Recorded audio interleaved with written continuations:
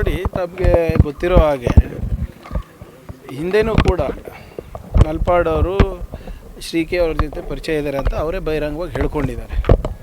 ಏನೇ ಇದ್ರೂ ಕೂಡ ಟ್ರಾನ್ಸ್ಪರೆಂಟಾಗಿ ಅವ್ರದ್ದು ಇವ್ರದ್ದು ಫ್ರೆಂಡ್ಶಿಪ್ ಇತ್ತು ಅಂತಲೂ ಕೂಡ ಹೇಳಿದರು.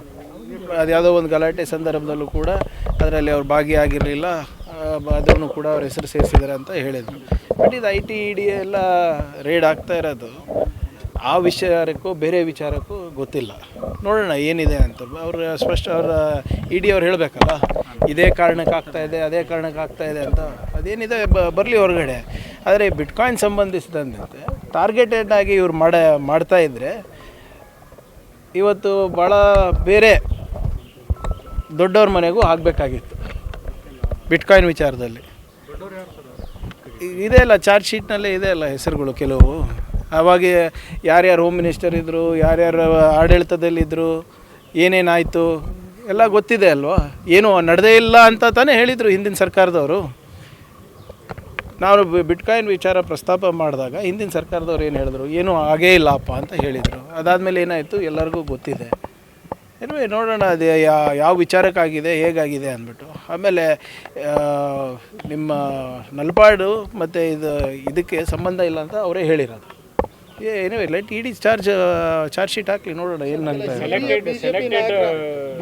ನೋಡಿ, IT ED CBI ಇವರೆಲ್ಲರೂ ಕೇಂದ್ರ ಸರ್ಕಾರದ ಕೈಗೊಂಬೆ. ಇನ್ನು ಮೊದಲನೇ ಬಾರಿನ ಆಗ್ತಾ ಇರೋದು ಹೇಳಿ. ಅವ್ರದ್ದು ಕನ್ವಿಕ್ಷನ್ ರೇಟ್ ಎಷ್ಟಿದೆ ಸರ್? 2%ಗಿಂತ ಕಮ್ಮಿ ಇದೆ. ಸಾವಿರಾರು ರೇಡ್ ಆಗಿದೆ. ಕನ್ವಿಕ್ಷನ್ ರೇಟ್ ಎಷ್ಟಿದೆ ಅವ್ರದ್ದು? Hardly anything.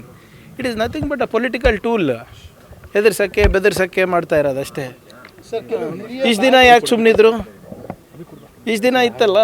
ಅಥವಾ ಅವ್ರಿಗೇನಾದರೂ ಮಾಹಿತಿ ಇದ್ದಿದ್ರೆ ಹಂಚ್ಕೊಂಡಿದ್ರ ರಾಜ್ಯ ಸರ್ಕಾರ ಜೊತೆ? ಇಲ್ಲ. ಕೆಲವು ಸಚಿವರುಗಳ ನೇಮ್ ಕೂಡ ತಲುಕಾಕೊಂಡಿತ್ತು ಸರ್. ಬಿಟ್ಕಾಯಿನ್ ವಿಚಾರದಲ್ಲಿ ಟ್ರಾನ್ಸ್ಫರ್ ಆಗಿರೋದು ಹ್ಯೂಜ್ ಅಮೌಂಟ್ ಆಫ್. ನೋಡಿ, ಯಾರ್ಯಾರ್ದು ಎಲ್ಲೇ ನೋಡಿ, ಬಿಟ್ಕಾಯಿನನ್ನು ಟ್ರೇಸ್ ಮಾಡೋದು ಕಷ್ಟ. The idea of crypto currency is anonymity. Anonymity is the core of the entire concept of Bitcoin or cryptocurrency. ಕೇಂದ್ರ ಸರ್ಕಾರ ಕೂಡ ಕ್ರಿಪ್ಟೋ ಕರೆನ್ಸಿ ಬಗ್ಗೆ ಸ್ಪಷ್ಟವಾದಂಥ ಯಾವುದೇ ರೀತಿಗೆ ಅವರು ಇದು ಲೀಗಲ್ಲು ಅಥವಾ ಇಲ್ಲೀಗಲ್ ಅಂತಲೂ ಹೇಳಿಲ್ಲ ಇನ್ನೂ. ಸೊ ಆದ್ದರಿಂದ ಇವೆಲ್ಲ ನಡೆದಿದೆ. ನೋಡೋಣ ಏನಾಗುತ್ತೆ. ಅವರೆಲ್ಲ IT ED ಅವ್ರು ಕೊಡ್ತಾರಲ್ಲ, ಇವತ್ತಿಲ್ಲ ನಾಳೆ ಹೇಳ್ತಾರಲ್ಲ ಯಾಕೆ ಮಾಡಿದ್ರು, ಏನು ಮಾಡಿದ್ರು, ಎಷ್ಟು ಸಿಕ್ತು,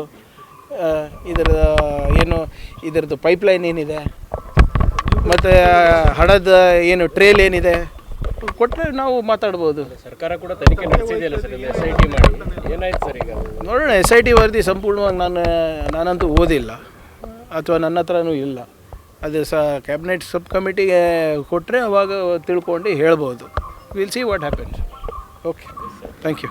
ಕ್ಷಣ ಕ್ಷಣದ ಸುದ್ದಿಗಳಿಗಾಗಿ ಫ್ರೀಡಂ ಟಿವಿ ಸಬ್ಸ್ಕ್ರೈಬ್ ಮಾಡಿ, ಲೈಕ್ ಮಾಡಿ ಹಾಗೂ ಫಾಲೋ ಮಾಡಿ. ಹೊಸ ಸುದ್ದಿಗಳ ನೋಟಿಫಿಕೇಶನ್ಗಾಗಿ ಬೆಲ್ ಐಕಾನ್ ಮೇಲೆ ಕ್ಲಿಕ್ ಮಾಡಿ.